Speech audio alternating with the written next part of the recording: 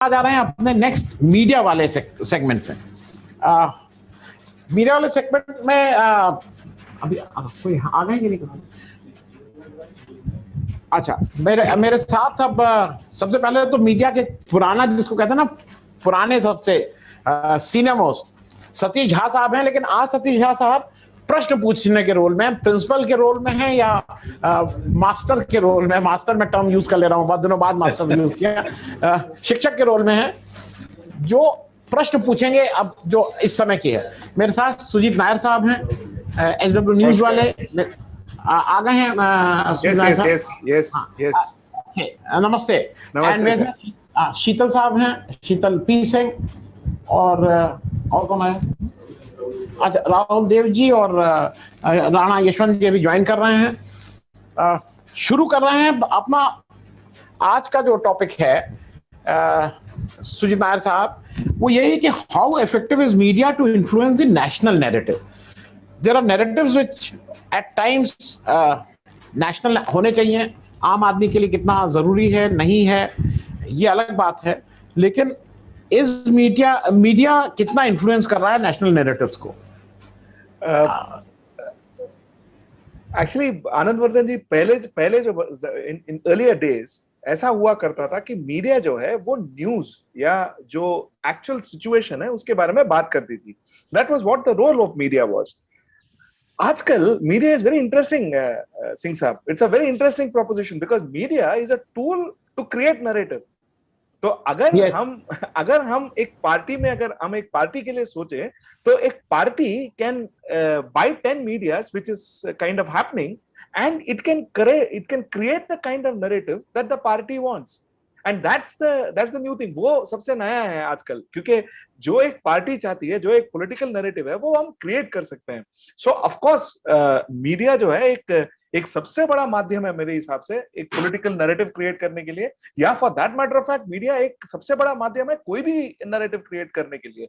Political narrative हो, या कोई प्रोडक्ट का नैरेटिव हो, या कोई ब्रांड का नैरेटिव हो, या जो भी हो, you can create it through media.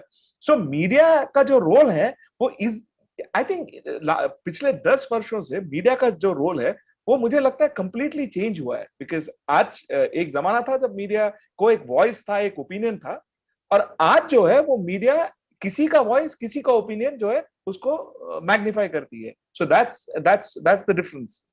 मैं शीतल पे मैं सब शीतल जी को भी इसमें ले आना चाहूंगा। शीतल जी आ गए हैं। नमस्ते शीतल जी। आप सबसे पहली बात यह है कि आप प्रिंट मीडिया से आ रहे हैं। अभी आपकी एक मैंने कुछ चीजें नहीं थी, आप लोग ने मतलब एक समय लोकतंत्र के लिए आपने बहुत से काम किए, वो नई किताब में उसके बारे में भी कह दूं। और मैं इसलिए कह दूं कि संतोष भारती जी की वो किताब है, जिसको इस तरफ की पॉलिटिक्स को समझना है तो एक बार उसको पढ़ लेंगे तो अच्छा लगेगा, आपको बहुत सी नई नई चीजें पता लगेंगे। शीतल जी का भी उसमें एक रोल था, कुछ गुर्ला युद्ध टाइप, किसी को लेके कहां से कहां गए थे। शीतल जी, सबसे पहले ये बताइए कि जब आप प्रिंट मीडिया से आ रहे हैं इलेक्ट्रॉनिक मीडिया में, इसमें तो भाई नैरेटिव एक जमाने में सेट, अच्छा या बुरा लगे, इलेक्ट्रॉनिक में विज्ञापन दाता ही करता था।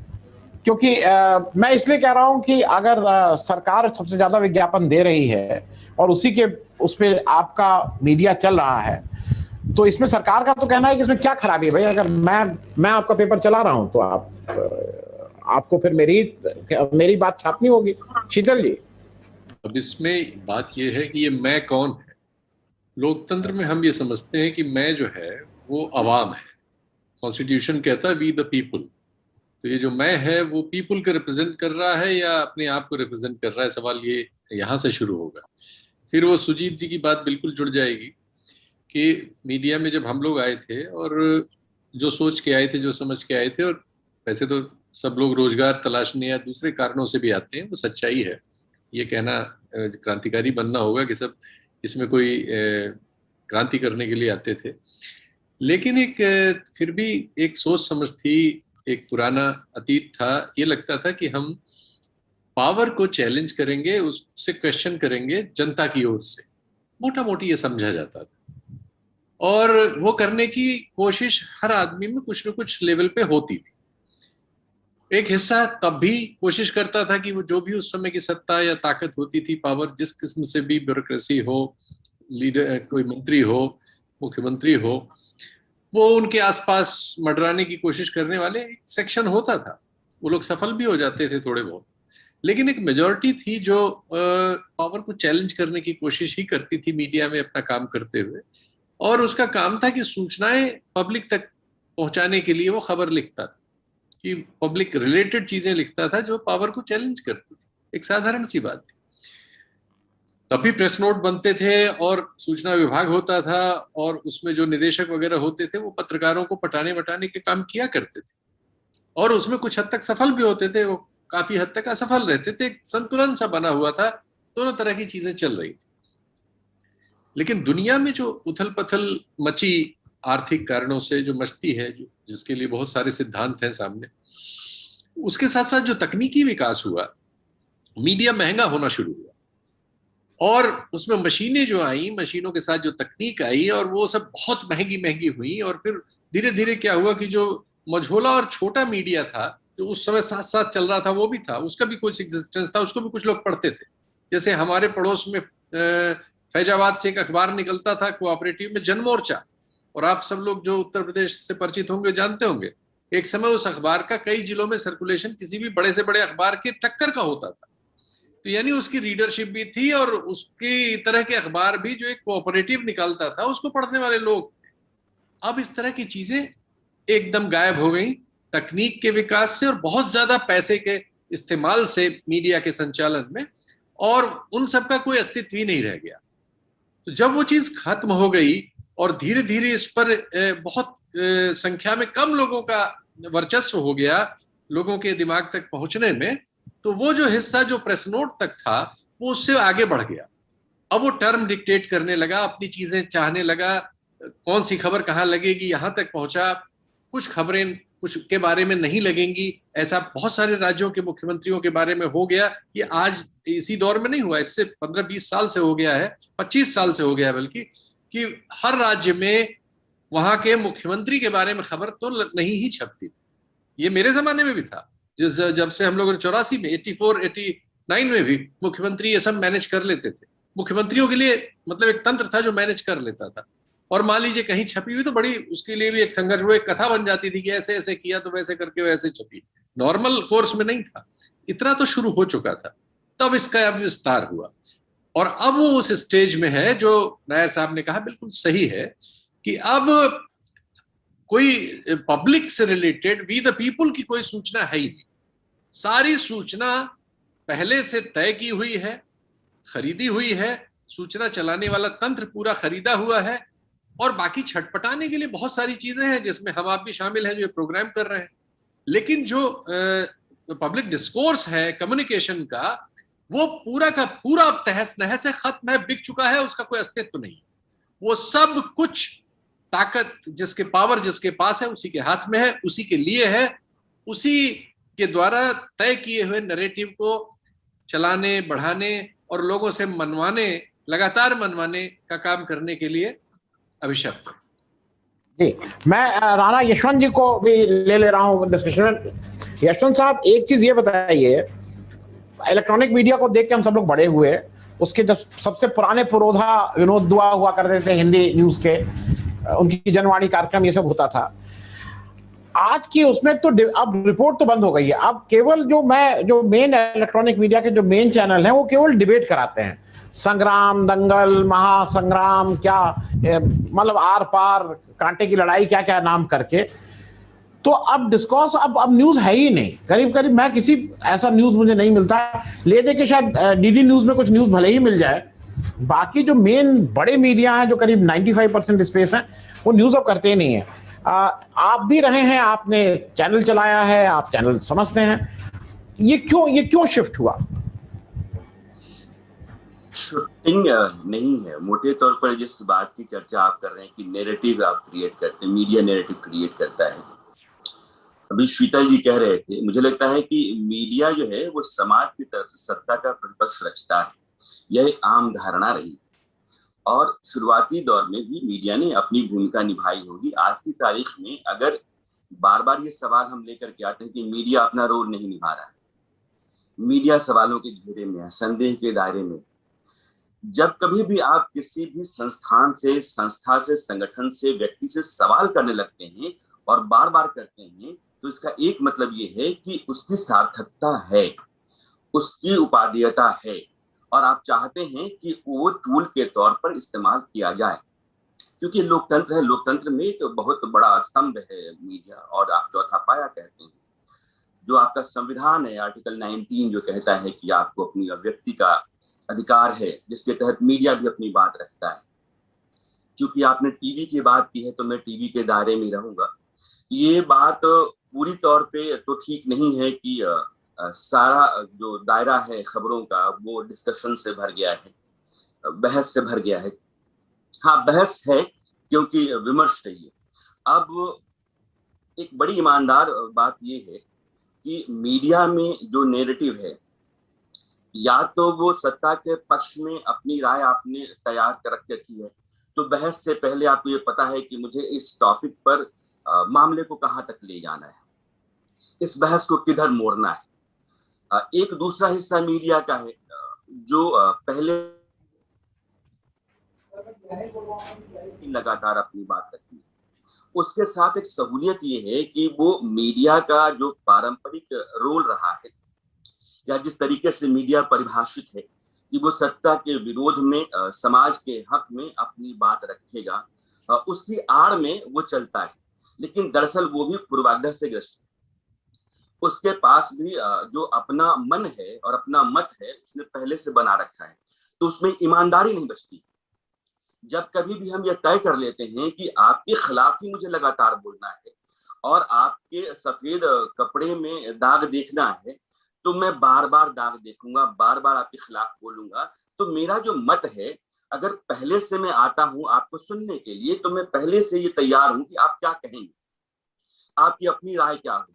और जब मैं आपकी राय के बारे में पहले से तयशुदा तौर पर एक राय बना करके चल रहा हूं, इसका मतलब यह है कि कहीं ना कहीं आप भी उस पूर्वाग्रह का शिकार हैं, आप भी एक पक्ष हैं, आप भी पैरोकार हैं। लेकिन अच्छी बात यह है कि आप सरकार के खिलाफ हैं, तो आपकी बात इस आड़ में छुप जाती है, या अपने लिए आप इस तरह का एक दलील या एक तर्क गढ़ लेते हैं। जो सरकार के पक्ष में लगातार बोलते हैं, सरकार में कभी कोई खोट नहीं दिखता है, उनके साथ दिक्कत ये है कि वो समाज के हक में कहीं ना कहीं थोड़ी बेईमानी करते हैं, बल्कि ज्यादा कर जाते हैं। मुझे लगता है कि ईमानदार कोशिश होनी चाहिए। जब कभी भी आप संस्थान में काम करते हैं, किसी व्यवस्था के भीतर काम करते हैं, तो काम करने के लिए कुछ शर्तें आपके आसपास रहती हैं, कुछ दायरे आपके आसपास रहते हैं।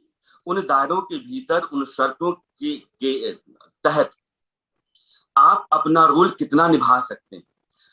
मीडिया हम क्या है कि दरअसल हम एब्सोल्यूट टर्म में बात करने लगते हैं कि पत्रकार है तो क्रांतिकारी ही होगा।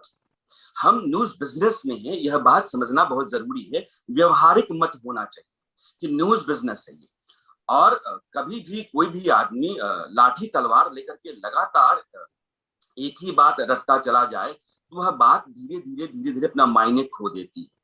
तो अपने दायरे में अपनी जिम्मेदारियों, जवाबदेहियों के साथ समाज और देश की जिम्मेदारियां भी आपके ऊपर हैं। जैसे शीतल जी कह रहे थे कि आप यह नहीं कह सकते हैं कि आप क्रांति करने आए हैं, लेकिन आपसे एक उम्मीद है, आपकी जो भूमिका समाज में है, तो क्या पत्रकार है, तो आपके साथ एक अलग तरह की जिम्मेदारी, या आपको देखने का एक नजरिया जो आम आदमी का होता है वो अलग तरीके होता है। डॉक्टर का रोल ना करे, इंजीनियर का काम ना करे, सैनिक का काम ना करे, वो कुछ और करने लगेगा, तो फिर उस पेशे की जो भूमिका है वो गौण हो जाएगी। तो पत्रकार को पत्रकारिता करनी ही चाहिए। अब जब आप पक्षकार हो जाते हैं, चाहे सरकार के खिलाफ में पक्ष में हो, तो आप गौण हो गए हैं। आप दरअसल अपनी भूमिका से अलग चले गए हैं। आप एक मत के दायरे में हैं, पूर्वाग्रह का शिकार हैं, दुराग्रह भी आप कह सकते हैं, या फिर सरकार के पक्ष में है तो सरकार वो सावन के अंधे को सहारा दिखता है। तो कहीं ना कहीं मैं ये कहना चाहता हूं कि इस दायरे के भीतर ईमानदारी से कुछ समाज और देश के हक में करने की गुंजाइश है, और वो गुंजाइश आपके विवेक और आपकी पूरी पर्सनालिटी पर निर्भर करती है कि आपका अपना नजरिया कैसा है, आप समाज देश के बारे में क्या राय रखते हैं, और अपने अपने ऊपर जो जिस दायरे में आप काम कर रहे हैं उस दायरे में काम करने के साथ साथ आपसे जो उम्मीद की जाती है समाज की तरफ से, वो कुछ कितना कर जाते हैं। तो मुझे लगता है कि इन दोनों का संतुलन आज की तारीख में बहुत जरूरी है अगर आप इस संस्थान में काम कर रहे हैं। जी, मैं राहुल देव साहब के पास आ रहा हूँ। राहुल देव साहब, एक चीज ये बताइए, बार बार हम लोग कॉन्स्टिट्यूशन की दुहाई देते हैं कि उसके 4 पाए हैं, मतलब 3 पाए हैं, एक हम लोग भी अपने को मानते हैं, चौथा जो लिखा नहीं गया है। मैं अपनी समझ के लिए आपसे पूछ रहा हूं कि अब जब से चल रहा है जो भी बात हो, कितने नेता जेल गए हैं? हमारी याद में जो बड़े नेता गए हैं, लालू प्रसाद यादव और उधर चौटाला साहब, ये 2 बड़े नेता मेरी याद में जेल गए हैं। छोटे नेताओं का मैं नहीं बोलूंगा। कितने जज गए हैं जेल किसी भी उसमें? एक भ्रष्टाचार के आरोप, मतलब भ्रष्टाचार क्या है, गलत आरोप में एस एन शुक्ला साहब उत्तर प्रदेश में 2 साल बैठे रहे और उनको कोई नहीं हिला पाया। कितने आईएएस कार्यपालिका के लोग, नंबर्स कर लिया जाए, अगर उनके पुराने पॉलिटिकल बॉसेस ने नहीं भेजा, कितने लोग जेल गए हैं? और ये इस मेरा जो अपना मानना है, इस वजह से नहीं जाते, ये सब लोग एक दूसरे को खूब ठीक से सपोर्ट करते हैं। अगर नेता है तो नेता का सपोर्ट करेगा, अगर जज है तो जज को, जुडिशरी को वैसी करेगा, आईएएस अगर हैं तो आईएएस कार्यपालिका वैसी करेगी। सिर्फ मीडिया ऐसा, आप पिछले 1-2 साल नहीं, कभी कभी उठा के देख लिए, मीडिया के लोग जिस तरह से छोटी मोटी भी वो दफाएं लगा के उनको खट से अंदर किया जाता है, और खास करके पिछले कुछ दिनों में ये ज्यादा हो गया है। हम लोग एज अ मीडिया वाले, हम लोग कितनी बार उठते हैं? हम 1-2 प्रश्न इसलिए आपसे पूछ रहे हैं नैरेटिव से अलग हटके, कि एक मैं प्रिंट में जब था तो ये पता था कि नहीं, उस पेपर का नाम नहीं लिखा जा सकता है। अरे भाई, अगर मान लीजिए आप किसी पेपर में हैं, राणा यशवंत जी संपादक हैं उसके, तो मैं क्यों नहीं लिखूंगा इसके साथ? नहीं, ये इसमें नहीं लिखा जाता है। तो शायद हम लोग का एक विचित्र सा वो है, प्रोफेशन है, जहां पे अगर आप दूसरे उसमें हैं तो हम लोग अभी विपक्ष और विरोधी कहते हैं, हम लोग पहले दुश्मन जैसा व्यवहार करते हैं एक दूसरे से। राहुल देव जी, आपसे इसमें समझना चाहेंगे क्या दिक्कत है हम लोगों को आपस में?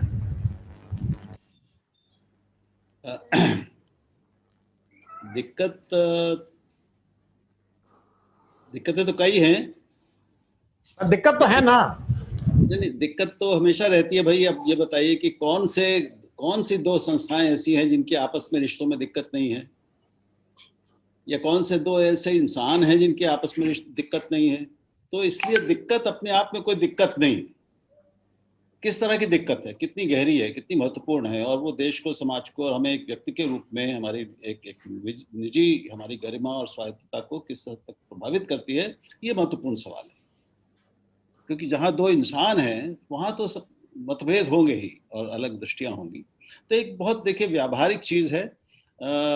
इसमें बहुत ज़्यादा आदर्शवादी और सिद्धांतवादी हम होंगे तो उससे बात बनेगी नहीं। बहुत सीधी सी बात है कि हम अपने जैसे यानी अपने हमपेशा लोगों को यथासंभव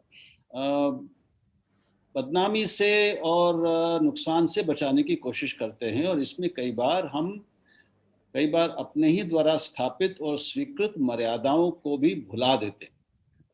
उल्लंघन नहीं करते, लेकिन उनको जरा दरकिनार कर देते हैं। तो आप पाएंगे कि भाई वही जज दूसरे जजों के बारे में उसका व्यवहार, चाहे वकीलों का दूसरे वकीलों के बारे में व्यवहार, डॉक्टर का डॉक्टरों, या किसी भी आप प्रोफेशन या उसको उठा के देख ले, लेखकों में भी है, साहित्यकारों में भी है, सब जगह कुछ अपवाद रहते हैं। हम अपवादों की बात नहीं कर रहे हैं, वो मीडिया में भी है। लेकिन अभी जो स्थिति है, जिससे मुझे सामान्य से ज्यादा दिक्कत है, और मैं समझता हूँ सभी को होगी, कि अभी ये जो असहमतियां थी या जो एक लिहाज था,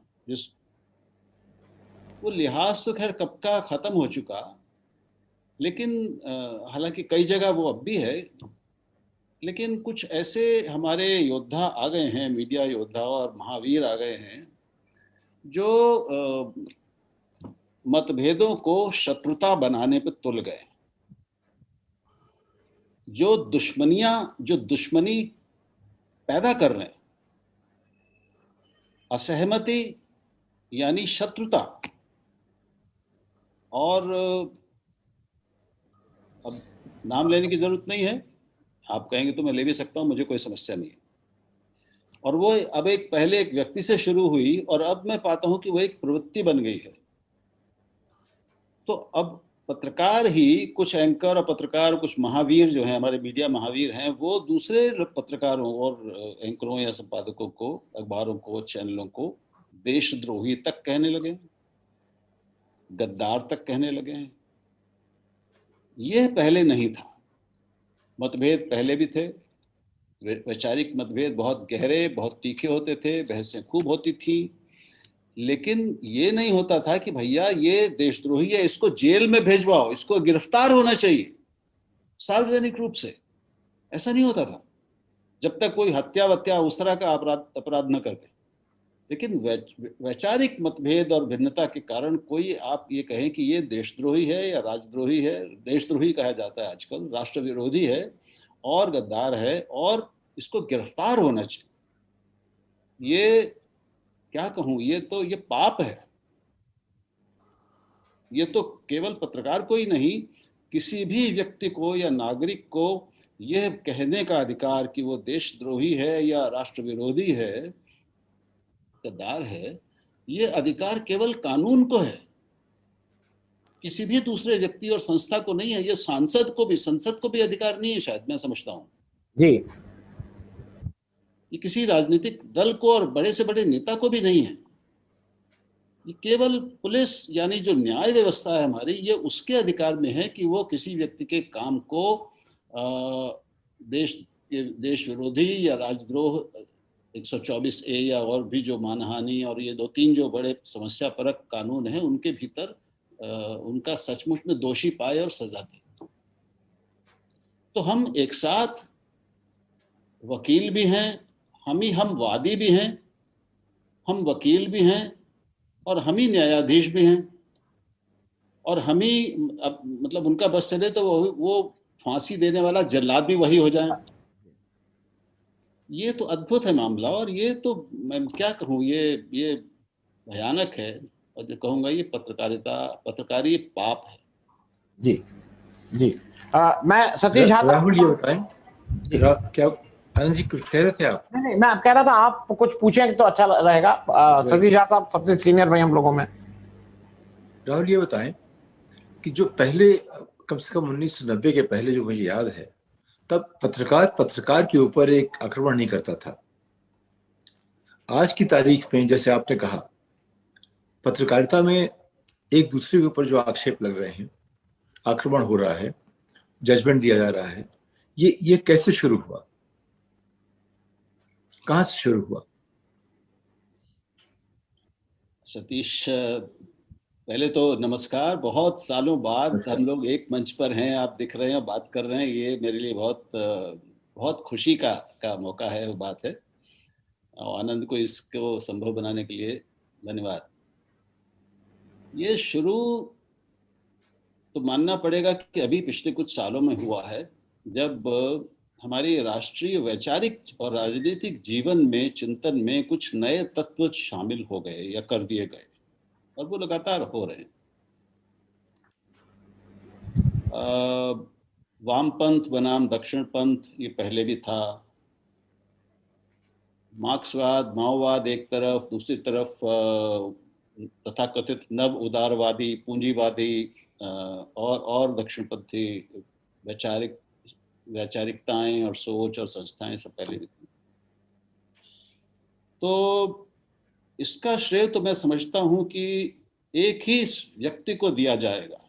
इतिहास जब लिखा जाएगा पत्रकारिता का, तो सबसे ज्यादा श्रेय अगर एक किसी व्यक्ति को दिया जाएगा तो वो व्यक्ति है जिसके पीछे एक पूरी प्रवृत्ति है, एक पूरी वैचारिक जमीन तैयार हो रही थी, जिसको ये अच्छा लगने लगा। उसको लगा कि हाँ ठीक है, ये सच बोलने वाला हिम्मत से सच बोलता है, यानी उससे पहले तक सच नहीं बोला जा रहा था। अब इस पे अलग अलग दृष्टियां हैं, मैं उस पर मैं नहीं जाऊंगा। लेकिन जब समाज का एक अच्छा खासा हिस्सा, जिसमें बहुत पढ़े लिखे संपन्न लोग भी शामिल हैं, जो ग्लोब ट्रॉटर्स जैसे, यानी जो दुनिया देख चुके हैं, घूम चुके हैं, वो भी जब इस तरह के निरूपण को, एक दूसरे किसी पत्रकार या चैनल या अखबार के इसके निरूपण को, इस पोर्ट्रेयल को स्वीकार करने लगे और उसकी प्रशंसा करने लगे, ये थोड़ी नई बात है, इतने खुल के। और अब ये बिल्कुल एक जिसे हम विशेष सर्कल कहते हैं, एक दुष्चक्र बन गया है कि जितना ज्यादा विश्वमन हम करते हैं उतना ज्यादा एक वर्ग हमसे खुश होता है, हमारी पीठ थपथपाता है। वहां पर विवेक, हमें ये अधिकार है या नहीं, या पत्रकारी, या तटस्थता को तो छोड़िए, निष्पक्षता या ऑब्जेक्टिविटी जिसे हम कहते हैं, तथ्य परखता, उसका अब कोई मतलब नहीं रह गया है। क्योंकि अब तथ्य भी कुछ पवित्र चीज नहीं है, ना सत्य पवित्र है, ना तथ्य पवित्र है, केवल एक आख्यान और एक दृष्टि पवित्र है। ये कहा जाता था पहले कि साहब पहले एक इकोसिस्टम था, लेफ्ट लिबरल इकोसिस्टम था, जिसने इस देश पर इतने साल शासन किया, एकेडेमिया में शासन किया, विश्वविद्यालयों में, प्रशासन में, सरकार में, न्यायपालिका तक में।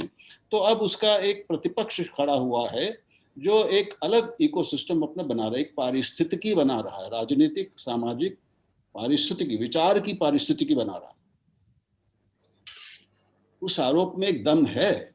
ये सच है कि वाम समर्थक, वाम समर्थित एकेडमिशियंस ने, बहुत सारे पत्रकारों ने, सब ने एक उनका प्रभुत्व रहा है, इसमें कोई शक नहीं है। उससे भी समस्याएं हैं। मैं मतलब सपने में भी वामपंथी नहीं हो सकता, लेकिन मैं अपने को उदारवादी तो मानता ही हूं, कि उदारवादी भी नहीं, मैं उदार हूं, उसमें वादी होने की क्या बात है। तो दूसरी, ये जो कई परिभाषाएं हमने पश्चिम से सीधे के सीधे ज्यों की त्यों अपना ली। आप तो वहां बैठे हैं, आप मुझसे बेहतर जानते हैं इसको। पूरी परिभाषाएं, पूरी शब्द और शब्दावलियां और अभिव्यक्ति के और सोचने के तौर तरीके, पूरे वर्गीकरण, कैटेगरीज, ये सब हमने अपना लिए। पश्चिम ने, वामपंथ ने सबसे ज्यादा अपनाए, लेकिन हमने जाने अनजाने में जो दक्षिण पंथ है उसने भी वो भी अपना रहा है। और एक नए तरह के संघर्ष, नए तरह के संग्राम, युद्ध शुरू हो गए।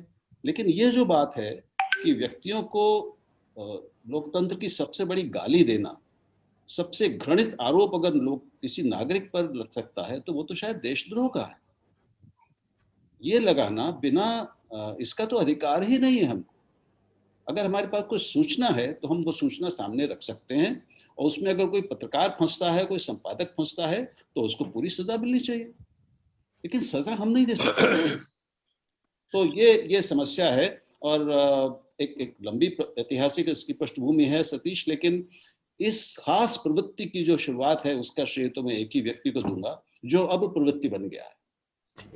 जी, मैं नाम नहीं देंगे। आप कहें। बिल्कुल। मैं संजीव, मैं जरा एक सुजीत नायर साहब से, क्योंकि जो यशवंत जी ने बात कही और सुजीत नायर साहब से मेरी जब अलग वैसे भी बात होती रहती है। भाई, आप जब एक संस्था चला रहे हैं तो आपकी जिम्मेदारी कुछ लोगों को रोजगार दे रहे हैं, उनकी तनख्वाह की भी जिम्मेदारी है, जो भी आप है वो समय से निकलना चाहिए, उसकी जिम्मेदारी है। और मैं अपना एक आपको जो नैरेटिव की बात मैं कह रहा हूं ना, कि नैरेटिव कितना प्रभावित कर सकता है विज्ञापन को, मैं अपनी बात सार्वजनिक रूप से स्वीकार कर रहा हूं। एक यहाँ पे संस्था है सहारा, राष्ट्रीय, मतलब लखनऊ में। तो सहारा में जब हेमंत दादा उसमें थे, हेमंत शुक्ला जी पुराने पत्रकार थे, उनका फोन आया, मतलब यहाँ कुछ गड़बड़ है, विज्ञापन आ रहा है। तो जब जिस दिन सहारा जी को गिरफ्तार होना था तो फुल पेज विज्ञापन। अच्छा, अब हमारे यहाँ भी होता था कि फुल पेज, लेकिन वो कहते थे फ्रंट पेज वो लगाइए मत। उनका ये रहता था कि खबर ड्रॉप कर दीजिए। हमारा कंप्रोमाइज, हम नैरेटिव ये चेंज करते थे कि उसको हम कहते थे हम ले जाके 15 नंबर पे लगा देंगे नीचे कहीं, क्योंकि फुल पेज विज्ञापन मिल रहा है। तो मैंने उनसे एक दिन कहा कि आप मुझे वो तेरही वाला महाब्राह्मण बना दे रहे हैं, जो भोज केवल जाके कुछ खराब हो तभी होता है। मुझे लगता है कि आपके यहाँ कुछ 2 डंडे पड़े, अरे अच्छे में भी दे दिया करिए। आपका कभी बर्थडे हो, सहारा श्री का बर्थडे हो, तो उसमें भी दे दिया करिए। आप लोग को जब कोई पुलिस डंडा करती है, वो करती है तो आ जाते हैं। मैं ये इस रेफरेंस से कह रहा हूँ सुजीत नायर साहब कि नैरेटिव, भाई मैं झूठ क्यों, मैंने भी नैरेटिव चेंज किए। वो अगर सहारा यहाँ से सुब्रत राय सहारा जी गिरफ्तार हो रहे हैं तो पहली, दूसरी या तीसरी खबर होनी चाहिए। वो मैंने ले जाके 15 नंबर पे इसलिए किया कि मुझे पूरे पेज का एक विज्ञापन मिल गया। तो ये विज्ञापन कितने हद तक सही में प्रभावित करता है सुजीत नायर साहब? सर, मैं आपका प्रश्न आंसर करने से पहले 2 मिनट मुझे झा साहब का एक पॉइंट ऑफ व्यू बताना है।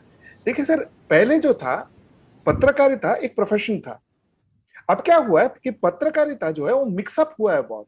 तो एक पत्रकार एक जर्नलिस्ट है, जर्नलिस्ट के साथ साथ वो अपने आप को एक एंकर समझता है जो एक हीरो है, एक और फिर वो स्टार बनने की कोशिश करता है।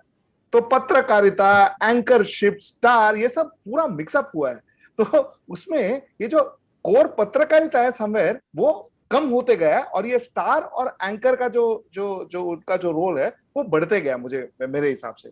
दूसरी बात, आज के तारीख एज एन टुडे, अगर आप पत्रकार को देखें तो पत्रकार को अर्नब गोस्वामी या राजदीप सरदेसाई के नाम से लोग जानते हैं। बहुत सारे पत्रकार हैं, there are fabulous writers, fantastic journalist आज भी हैं। ऐसे नहीं कि आज हमारे यहाँ पत्रकार नहीं है, आज भी है, लेकिन कौन पहचानता है उनको? पत्रकार का जो छवि है, जो नैरेटिव है, वो तो यही लोग क्रिएट करते हैं। और ये लोग पत्रकार कहाँ हैं? ये लोग 80% स्टार्स हैं, 20% एंकर, 15% एंकर है या 18% एंकर है और 2% पत्रकार है। सो ये पूरे इसमें छवि में मुझे लगता है ये पूरा कंफ्यूज हुआ है। ये एक। दूसरी बात, आनंद वर्धन जी, मेरे पूरे लाइफ में I was an advertising professional. मैं पत्रकारिता में बहुत लेट आया है लाइफ में। मैं एक चीज आपको दावे के साथ बताता हूं कि एक वक्त ऐसा था, और जो वक्त at least bulk of the time, मैं पिछले 10 वर्ष की बात नहीं कर रहा हूं, मैं उसके पहले की बात कर रहा हूं। एडवर्टाइजिंग होता था, एडवर्टाइजिंग थोड़ा इन्फ्लुएंस करने की कोशिश करता था पत्रकारिता को, पत्रकार को, कि भाई उनके बारे में अच्छा लिखे, ब्रांड के बारे में अच्छा लिखे या कोई नेता के बारे में, ये सब होता था। इसके कोई शक नहीं है, and I completely agree to what Sheetal ji just said. ये सब होता था, पहले भी होता था, कोई ऐसा नहीं है, लेकिन एक हद था, एक दायरा था। देखिए, I was handling ministry of defence, when I used to work for Lintas. Okay, I was handling ministry of finance, both. Lintas used to handle that. आज तक मुझे याद नहीं कि लिंटेस ने कभी कोई पत्रकार को फोन किया हो या कोई मीडिया को फोन किया हो और ये बोला हो कि भाई ये न्यूज चेंज करो या ये न्यूज हटा दो। ये नहीं हुआ है सिंह साहब। और मैं I was sitting on the other side of the table, so ये मैं आपको बहुत कॉन्फिडेंटली बता सकता हूँ। अच्छा, अगर हम लोग चाहते भी तो ये होता नहीं था तभी कि कोई चेंज करे, कोई एंटरटेन नहीं करता था कोई एडवर्टाइजिंग एजेंसी को कि भाई, या कोई क्लाइंट को कि भाई ये करे। तो मेरा कहने का मतलब ये है कि ये जो इतने ऑब्वियस जो हुआ है, ये पिछले 10 साल में हुआ है। और ये जो जितना ये ऑब्वियस है कि भाई एडवर्टाइजिंग के कारण नैरेटिव चेंज होता है, एडवर्टाइजिंग के कारण पूरा का पूरा पत्रकारिता का जो आपका जो पोजीशनिंग होता है ब्रांड का। देखिए, एबीपी में मुझे याद है, ABP was once upon a time when you had Punya Prasoon Vajpayee, you had Abhisar Sharma. It was a channel that had a specific agenda. They were उनका positioning ही कुछ अलग था। Overnight Punya Prasoon Vajpayee went off, Abhisar Sharma joined us, और उनका narrative completely change हुआ। तो जाहिर सी बात है, दिस ऐसा जो एक चेंज जो आप देख रहे हैं, जो ब्रांड पोजीशनिंग ही चेंज हो रहा है, वो अभी दिख रहा है। ये पिछले 10 साल में दिख रहा है। मुझे नहीं लगता इसके पहले ये ऐसा था। सिंह साहब जी, मैं शीतल जी आपसे एक चीज और समझना चाहूंगा, क्योंकि आपने वो ठीक से दौर भी देखा है। जितने बड़े नेता थे, जो नेता थे, जिनको हम लोग नेता मानते थे, जिनके पीछे खड़े होते थे, जो आज मैं कहूंगा कि जो मोदी जी को नेता एक वर्ग मानता है, हम हो सकता है माने ना माने, लेकिन नेता हैं, वो सब लोग अपनी बात कहने के लिए पत्रकार भी थे। सबके पास कोई ना कोई ऐसा वो था, चाहे लोहिया जी का जन हो, प्रतिपक्ष हो, यंग इंडिया हो, ये चाहे चंद्रशेखर जी हो, जॉर्ज साहब हो, कोई भी हो। वो क्यों आज खत्म हो गया? क्योंकि वो एक नैरेटिव, आपको अपनी बात कहना है, मुझे इस तरह से मैं सोचता हूं, वो एक ढंग था। कम्युनिस्ट पार्टी का वो कहते थे लोग, भाई करंजिया साहब तो पूरी तरह से वही माने जाते थे। तो शीतल जी, ये भी एक चेंज हुआ। अब नेता लोगों का कोई इंटरेस्ट ही नहीं है इन सब में कि अपनी बात मुझे कहनी है या मेरा ये है, क्योंकि एंड ऑफ द डे सबको इलेक्शन में वोट चाहिए। वो कैसे आएगा? ब्राह्मण महासभा करके आएगा कि ओबीसी भाईचारा सम्मेलन करके आएगा? वही रह गया है। दुनिया में हुए आर्थिक बदलावों का असर समाज के हर चीज पर है। और जो नेता अब पैदा हो रहे हैं, और जैसे नेता अब सामने हैं, जैसे पत्रकार भी सामने हैं, उन पर उसका असर न पड़े ऐसा संभव नहीं था। तो राजनीति में जरूरतें बदल गई। राजनीति में पैसे की महत्ता अब इतनी ज्यादा है कि अब पहले चुनाव लड़ना और अब का चुनाव लड़ना, अब तो गांव के प्रधान का चुनाव लड़ना भी कम से कम 20 लाख से 50 लाख रुपए तक की जरूरत बताता है। ब्लॉक प्रमुख के चुनाव वहां करोड़ों में पहुंच गए हैं। जिला पंचायत के चुनाव अब पार्टियों के मुख्यमंत्री लड़ते हैं। तो वो चीजें बहुत बुनियादी तौर पर बदल चुकी हैं। तो जो आजादी की लड़ाई में एक आंदोलन से उपजी हुई हमारी नेतृत्व की एक बहुत बड़ी विरासत थी, उसमें उस समय की जरूरत थी राजनीति में कि वो पढ़े लिखे लोग हों, और वो पढ़े लिखे तो पढ़ने लिखने के क्रम में पत्रकारिता भी आती थी, तो वो लोग उसको करते थे। उसका असर रहा 4-5 दशक तक, उसका असर रहा। अधिकतम आप कह लीजिए कि वीपी सिंह और ये अटल बिहारी वाजपेयी लास्ट कह सकते हैं उस लेवल से कुछ पढ़े लिखे लोग थे, लेकिन इनके नीचे जो पांत आ रही थी, जो ओवर पावर उनको करने वाली थी, जिसने अल्टीमेटली ओवर पावर हर पार्टी को कर लिया है, वो अकेले एक की बात नहीं है। वो सब बिल्कुल प्रैक्टिकल चीजों से आए, और वो प्रैक्टिकल चीज ये है कि कौन कितना पैसा जुटा सकता है, कौन कितने पैसे वालों को जुटा सकता है, और वो पैसे के आधार पर उन्होंने अपने पूरे जीवन शैली को और अपने आचरण को, अपनी सोच समझ को सबको ढाला, उस लायक बने और उसमें वो सफल रहे। अब उसमें ही सफलता है कि कौन ये हासिल कर लेता है। तो जो जो हासिल करते जा रहे हैं वो हमारे समाज में इस समय सफल लोगों में से हैं। उनको कोई पत्रकारिता करने की, कविता लिखने की या प्रेमचंद को पढ़ने की जरूरत कहाँ है। उनको जो चीज पढ़ने करने की जरूरत है वो कर रहे हैं, और इसीलिए वो सफल है। और जो वो सब कर रहे हैं, अब अगर कुछ है तो वो तो एलियन की तरह कहीं होंगे, उस तरह के राजनेता जो कविता लिख रहे होंगे और कहीं किसी अखबार में छप रहे होंगे, या वो सिचुएशन ने उनको लात मार दी होगी, वो क्रांतिकारी हो गए तब लिखने लगे, वो भी हो सकता है। लेकिन वो मेन स्ट्रीम में तो नहीं ही होंगे, वो असफल लोगों में से होंगे। ये इस दौर की शिनाख्त है। तो शीतल जी, एक बात पूछूं आपसे। आमतौर पे किसी भी प्रोफेशन की आधारशिला उसके मूल्य होते हैं जी। अगर मूल्यों में कहीं बदलाव आता है, वो चाहे कमजोर हो मजबूत हो, वो तय करती है उस प्रोफेशन की दिशा। तो मुझे लगता है एक जमाने में पत्रकारिता के मूल्य कुछ अलग थे और आज कुछ व्यावसायिक ज्यादा है। व्यावसायिक हमेशा रहा है, लेकिन उसका जो बोझा था रामनाथ गोयनका से लोग उठाया करते थे। लेकिन अब हर पत्रकार व्यावसायिक बन सकता है। वो अपने आप में, जैसे सुजीत ने कहा या किसी ने कहा, स्टार और एक्टर की बात कर रहे हैं, उसके व्यापारी भी है वो। अगर पत्रकार व्यापारी बन जाएगा तो उसके मूल्य अलग होंगे। तो आपकी क्या राय इस बारे में? नहीं, पत्रकार तो व्यापारी क्या बनेगा, और जो मूल्य की बात है ये बहुत ही सापेक्ष है। इस समय जो जरूरत है सिस्टम को, हमेशा देखिए तय तो वही करता है जिसके पास पावर होती है। तो पावर जिनके पास है उनको अब पत्रकारिता में मूल्य की जरूरत नहीं है। तो इंडिविजुअल्स उसकी रक्षा नहीं कर सकते, कोशिश कर सकते हैं और लतिया के बाहर किए जा सकते हैं, जो वो हो रहे हैं। लेकिन वो पावर जो इस समय है उसको उसकी जरूरत ही नहीं उस मूल्य की। उसको मूल्यहीन लोगों की जरूरत है, और मूल्यहीन लोग प्रचुरता में उसको उपलब्ध है और वो उसको डिलीवर कर रहे हैं। तो मूल्य बचाने का काम कोई इंडिविजुअली हम में से क्रांतिकारी बनने की बेवकूफी कर सकता है, और ऐसे बहुत सारे लोग समय समय पर करके और बाहर हो चुके हैं सेटअप से। उनको कहा भी जाता है कि इसके पास तो नौकरी भी नहीं है। वो ये नहीं कहा जाता कि उसने, जैसे नायर कह रहे थे कि ऐसे हजारों हजार लोग हैं जो बहुत अच्छे पत्रकार आज भी हैं, लेकिन वो स्टार नहीं है। वो आज उनके व्यक्तित्व की कोई पूछ नहीं, उनको कोई नहीं बुला रहा है कहीं। वो है अपनी किताबों, अपने लेखे, अपनी रिपोर्ट, और उसके साथ गायब। जरूरत ये जो दरार आई है, इसको कौन सा पुल बनेगा इसके ऊपर, कि कैसे इसके दरार को कम किया जाएगा? अब इसको जो भी बनेगा उसको अकेले पत्रकार तो कैसे कर सकेंगे। पत्रकार तो समय की रिपोर्ट करते रहे ईमानदारी से, जनता की ओर से। इतना ही बहुत भारी भरकम मूल्य है जो आपने मूल्य की बात कही। अगर इतना ही कर सकें, वो भी उनके हाथ में आज की तारीख में नहीं है। तो अब ये सारे सवाल जो आप उठा रहे हैं, या और मित्र भी उठाते हैं, या हम सबके मन में आते हैं, ये अब बहुत भारी हो गए हैं। हम लोगों के कंधे इनको उठाने के काबिल नहीं बचे। मैं राणा यशवंत जी से एक चीज समझना चाहता हूँ, क्योंकि मैं बार बार नैरेटिव की बात कर रहा हूँ।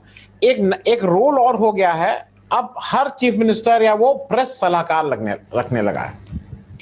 और वो प्रेस सलाहकार जनरली पुराना कोई अच्छा पत्रकार होता है जो लिखता रहता है, जिसकी लेखनी में दम रहता है। एक हमारे पत्रकार हम लोगों के बीच के उप सभापति भी हो गए राज्यसभा के, और उन्होंने एक ऐसा काम कर दिया किसान बिल के समय कि वो सारी जो इज्जत थी वो खत्म ही हो गई। खैर, ये जो प्रेस सलाहकार होते हैं ये पत्रकारिता से ज्यादा ये पीआरओ का रोल ज्यादा करने लगते हैं। मैं इसलिए कह रहा हूं कि वो नैरेटिव में इनका एक बड़ा हाथ रहता है, क्योंकि ये उस संस्था से आए रहते हैं, सबको जानते रहते हैं, इज्जत रहती है। और चूंकि मुख्यमंत्री कार्यालय में रहते हैं, छोटे मोटे काम करा ही देते हैं लोगों के। आज की तारीख में तो अगर कोरोना में किसी ने बेड दिला दी है तो मेरे पूरा खानदान उनका वो रहेगा कि भाई इसने बेड दिला दी थी। तो राणा यशवंत साहब, आपसे ये जरा समझिए, ये प्रेस सलाहकार और पीआरओ का फर्क, दोनों मर्ज हो गए हैं कि अभी भी फर्क है? देखिए, क्या है कि सत्ता और समाज का बड़ा सीधा रिश्ता होता है, और समय बदलता है तो सत्ता के सामने भी चुनौतियां बढ़ती हैं। अभी इतने चैनल्स हैं, डिजिटल मीडियम है, अखबार है, मैगजीन्स हैं, तो अब इन सबको एक साथ एक मंच पर ला करके उनके साथ एक समन्वय रहे कि सत्ता के बारे में एक बेहतर राय मीडिया के लोगों के साथ या मीडिया के लोगों के बीच में बने, यह काम वो करते हैं। और ये नया रोल है, मैं सही बोलता हूँ। हालांकि आपने जिन बड़े पत्रकार का जिक्र किया वो भी चंद्रशेखर जी के सलाहकार थे, तो मैं ये नहीं कहता कोई नई भूमिका है, पुरानी भूमिका में पत्रकार रहे हैं इस जिम्मेदारी के साथ। अभी क्या है कि जिन लोगों को आपने अलग अलग मुख्यमंत्रियों के दफ्तर में देखा है, वो दोनों भूमिकाओं में रहते हैं। वो सलाहकार भी हैं और वो एक तरह से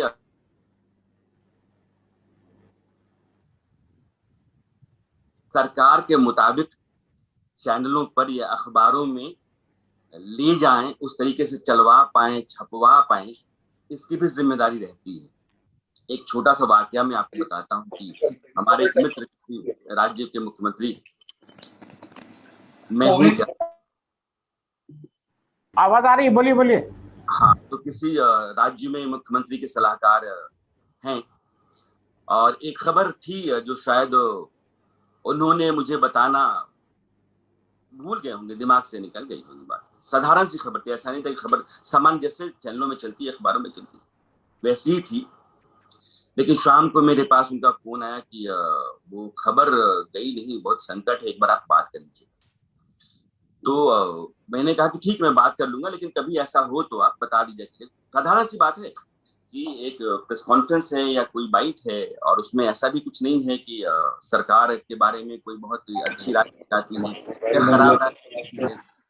सरकार अपनी इमेज को लेकर के कोई बड़ा प्रोग्राम कर रही है। एक सामान्य सी खबर पे एक आदमी की सांस का उखड़ जाना और इस बात से डर जाना कि वो शायद है या नहीं है, तो इस तरह का दबाव जब रहता है तो आप समझ सकते हैं कि वह रोल भी अब बहुत चुनौती भरा है। और वहां भी मतलब आज आप हैं तो आपके बाद 4-5 लोगों की लाइन रहती है कि अगर आप नहीं कर पाते हैं तो दूसरा आ जाएगा, तीसरा आ जाएगा। अब बतौर पत्रकार अगर आप मुझे कहें कि मैं किसी मुख्यमंत्री के सलाहकार के तौर पर जाऊं तो मैं कभी नहीं जाऊं। मुझे लगता है कि मेरी रीढ़ सीधी होनी चाहिए और ये जी हुजूरी नहीं हो सकती। तो ये आदमी पर निर्भर करता है। लेकिन आपने जो सवाल पूछा, मैं उसके जवाब के दायरे में रहना चाहता हूँ, मैं इधर उधर नहीं जाना चाहता हूँ। ये जिम्मेदारी जो पत्रकारों के पास है वो इसलिए भी है कि आप कोऑर्डिनेशन का भी काम करें, आप सरकार की इमेज को बेहतर करने का भी काम करें, और पत्रकारों के साथ तब आपकी यारी दोस्ती, आपका अपनापा बना रहे।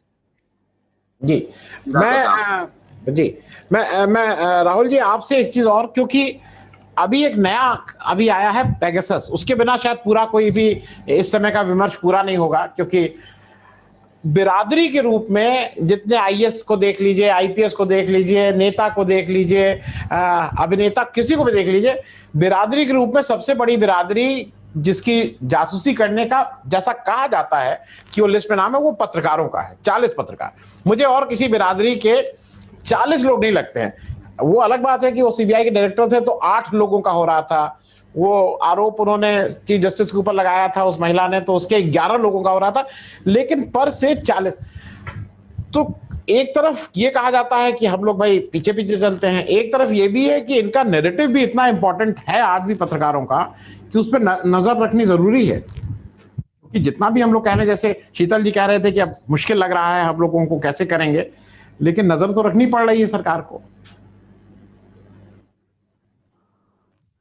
राहुल देव जी, आपसे पूछ रहा हूं। बहुत अच्छा सवाल है आनंद। मैं अभी जिस चर्चा से मुक्त होकर, हंस की गोष्ठी से मुक्त होकर यहाँ आया हूँ, तो उसमें हमारे साथ सिद्धार्थ भारद्वाज भी थे और भी बहुत अच्छे लोग थे।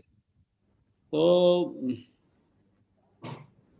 ये बात आप ठीक कह रहे हैं कि चाहे उनका असर कितना सीमित हो संख्या की दृष्टि से या क्षेत्र की दृष्टि से, लेकिन गंभीर असहमति और आलोचना जो तथ्यों पर आधारित है या ठोस है, उससे हर सत्ता को समस्या होती है, उसको डर लगता है।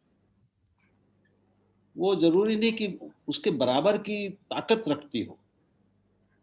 तो अब ये जो मंच है आप देखेंगे, उसमें एक पंजाबी के एक अखबार का के एक संपादक हैं 80 साल के, जिनका नाम भी हम लोगों ने नहीं सुना था, अखबार का और उन संपादक का।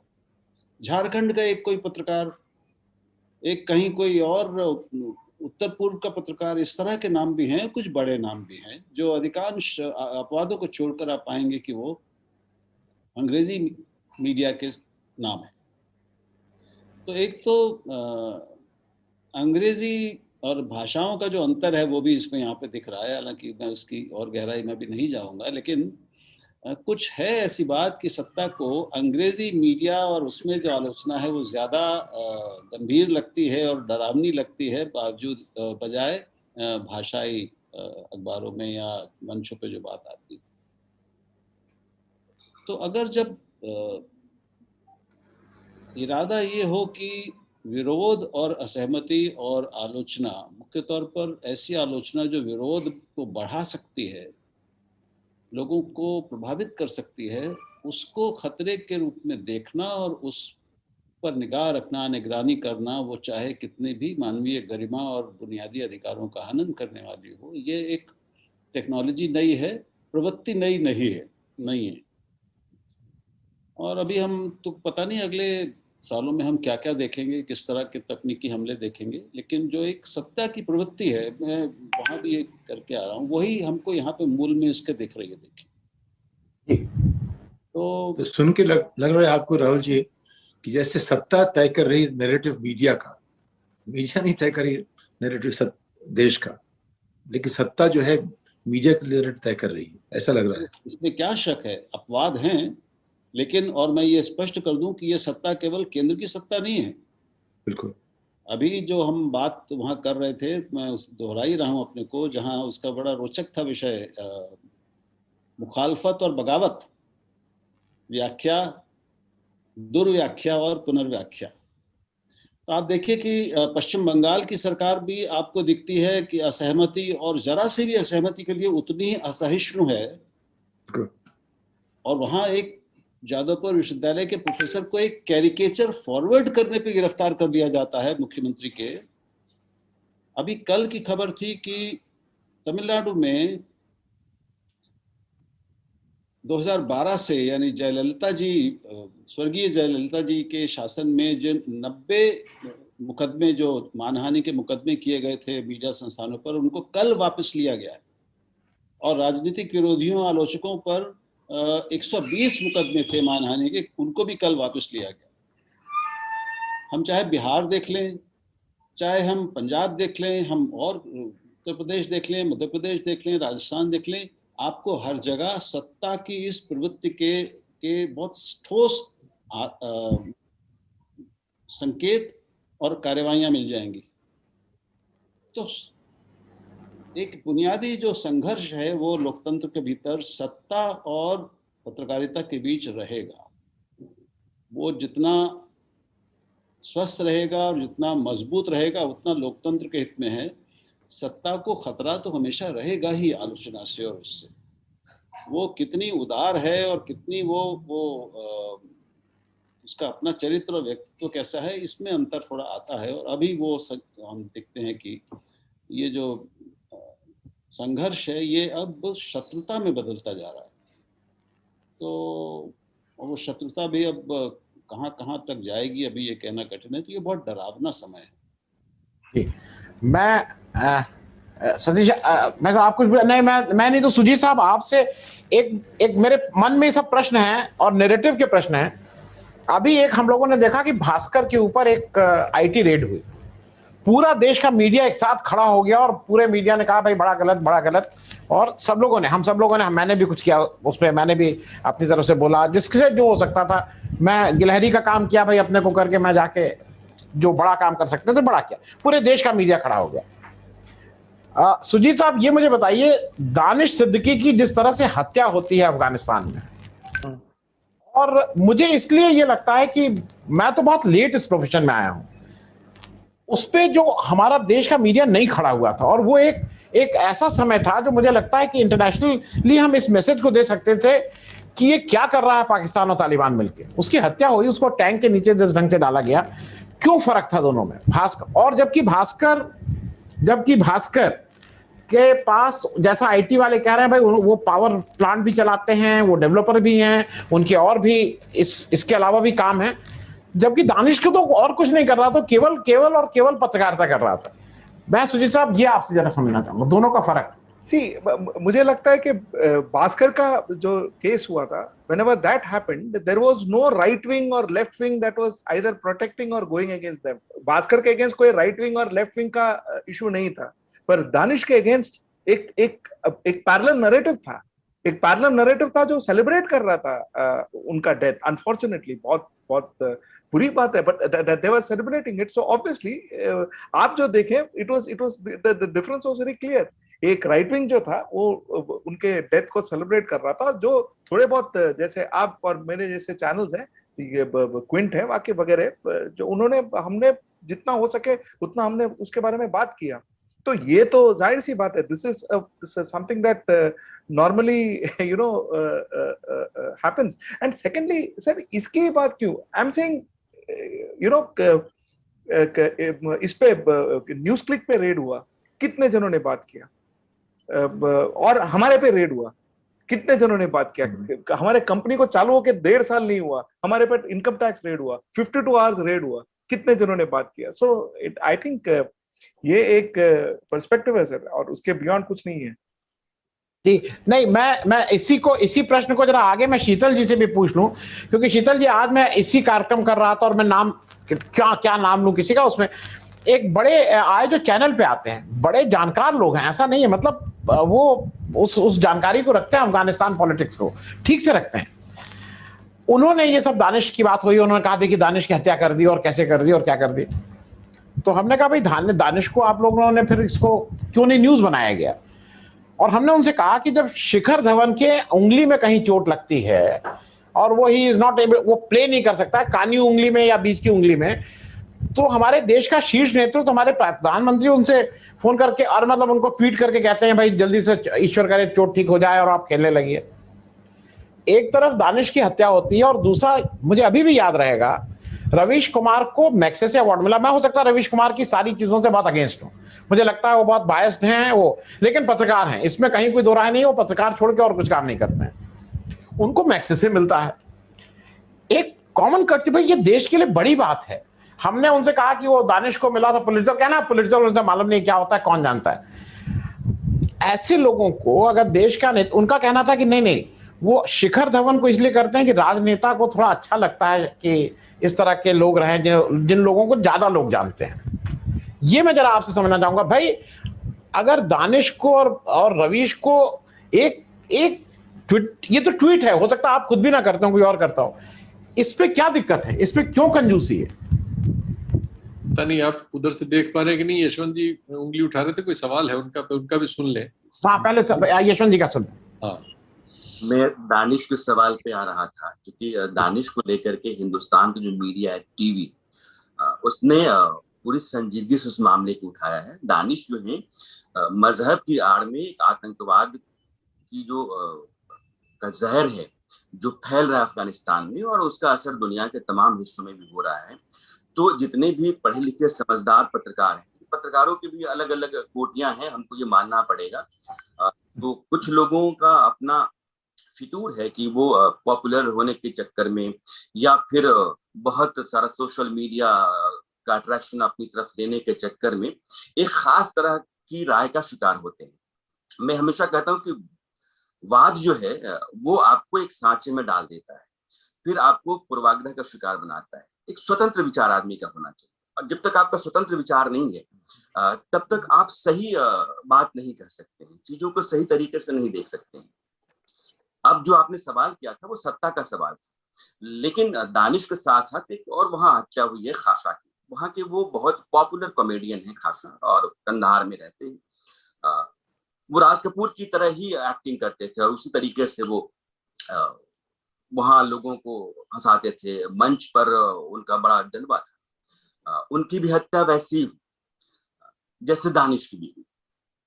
तो एक जो आतंकवाद का एजेंडा लेकर के चलने वाला संगठन है, तंजीम है, वो किसी मुल्क के भीतर लगातार बढ़ रहा है, वह सवाल मीडिया के भीतर होना चाहिए, क्योंकि आपके देश की चिंता है कि पड़ोसी मुल्क है।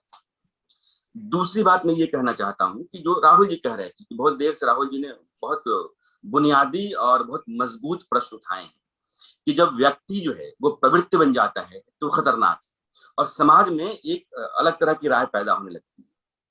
जब किसी व्यक्ति को आप पसंद करने लगते हैं और उसके पीछे, खासकर वो पत्रकार, और उसके पीछे बहुत बड़ा जनमत तैयार होने लगता है, तो फिर नेता हो जाता है। उसमें वो सारे गुण अवगुण आ जाएंगे जो नेता में होते हैं। आप उसको ठीक से पहचानेंगे, ये बहुत जरूरी है।